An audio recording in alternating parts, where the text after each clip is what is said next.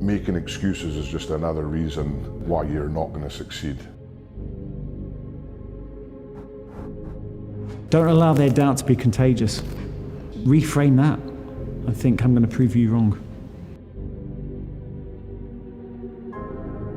Easy path every time. Every time. The hard path is the only path.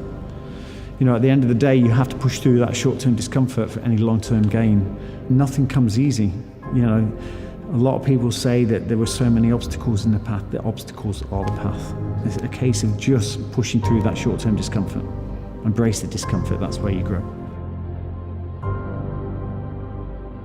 I believe your mind's your strongest weapon, and your mind will give up before your body long ever does. You just need to tell yourself it won't. Like David Goggins and people like, look what they do with their body, and it's their mind that's making them do it. Probably 80% mindset, maybe even more, maybe 90%. And you can achieve anything you want to in your life if you have the right mind. For me, by having the mindset that I could achieve this, what seemed like an unreachable goal probably for your mind at the time, how do you know you're going to get up to this level? And your mind has to tell you, or has to risk the fact that, yeah, I can do this. And what is the worst thing that can happen? Oh, I give something a really good go, but I just don't make it. Is that really that terrible? Or do we use excuses and just don't even go for it? You can achieve anything if you've got the right mind. And I also believe your body responds if your mind's in the right place. After I did all these 7 swims, I did ice swimming. Hadn't had much experience of ice swimming in 2-3 degrees water temperature. They used to say you would die 3 minutes, 3 or 4 minutes to survive. The reason that I managed to do that isn't because physiology, I'm made up of different blood. My mind believes and my body follows. For most people, it's not a problem of skill set. It's a problem of character. And empty the bucket is having the right character to be consistent and empty out everything you got in every aspect of your life. It's not a valid reason unless you can't physically enable yourself to train. If I give it everything and I just do not stop and make it life or death, because I remember thinking in the English Channel, if there was no boat here and I had to swim to France to save my life or save my family's life, there'd be no debate that I was a bit tired. I would just do it. So I had to get into that frame of mind. A strong mindset is, I've said it before, everything comes down to that. A strong mindset will take you as far as you want to go in life.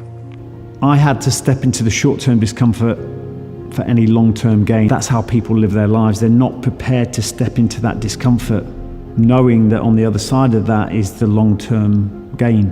Everyone's taking short-term comfort, whether that's drugs, drink, relationships, job choices, all the choices they make knowing there's a level of comfort there. And if you want to achieve anything in life, if you want to achieve success at work, success in any aspect of your life, you need to take short-term discomfort for long-term gain.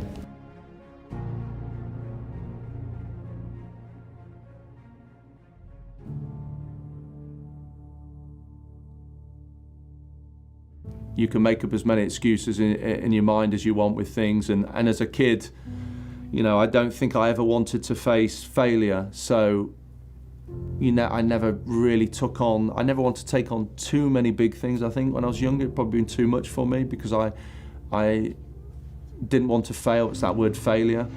So it's easy to use an excuse for not doing something because you might just end up sad or feel bad about yourself. But I think we all know you can make all the excuses in the world, but in the heart of hearts, why not just go through it, step over that line, see how capable you are, forget excuses. We have one life. I'd rather go for something and not achieve it and try really hard than just come up with excuses. Is it worth it? Is the end goal worth all the hard work that you're putting through? Is it worth dragging yourself out of bed when your body's in pain? Is it worth getting in there and sparring with some guy who's probably a lot better than you, but you're trying to better yourself? Is it worth round 5 when you're exhausted and there's 30 seconds left and the fight's even? Is it worth pushing yourself that little bit extra? Is it worth running an extra mile? Is it worth getting up at 6 in the morning doing hill sprints? Is it worth it? And the answer will always be, for me, yes. In life, we can't escape anything that goes on with life. We all not immune to problems, or drama, or trauma, or tragedy. So, you know, when you're going through some sort of difficulties, you know, first find out whatever that difficulty may be. You know, you do all within your power, and you believe. You be optimistic about it. You know, being negative about a situation, stand in that place, it never helps. You know, it's nothing wrong with understanding that place, feeling bad about it, looking at it for what it is, but don't stay there. You got to get back on that other side and start looking at the resolve, the resolution of it, or how can I get back to feeling good and feeling prosperous again, to where I'm not dealing with this obstacle.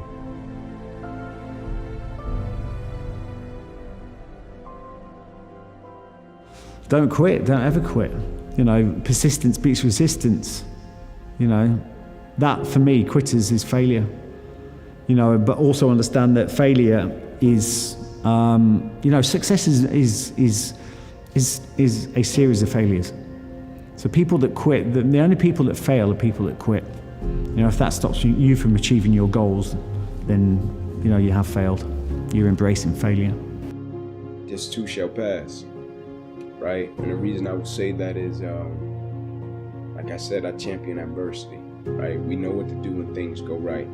But the next time it gets tough, the next time you question your purpose, the next time you question your existence, your mission, if you're supposed to be doing what you're doing, and it gets tough and challenging, just whisper to yourself, this too shall pass. This too shall pass. The thing is, when you are broken, it doesn't necessarily last forever, does it? So you can be a bit broke, you stick it back together, and let's go again. I just don't think about it, just do it. You know, it's, if you find your passion in anything, you know, it could be baking, it could be drawing, writing, whatever, it's find that passion and just don't let it go. Don't have that plan B. Your life is just so fragile. I mean, you don't know what's going to happen tomorrow, so treat each day like it's your last day. You enjoy life a lot more doing it that way, I think. Temporarily broken, not permanently. But that's part of life. That makes you stronger as well. It doesn't need to be about the big stuff. You know, it doesn't need to be about these life-threatening situations. We're faced with this day in, day out. You know, everything we do in life is about taking the short-term discomfort. You need to take short-term discomfort for long-term gain.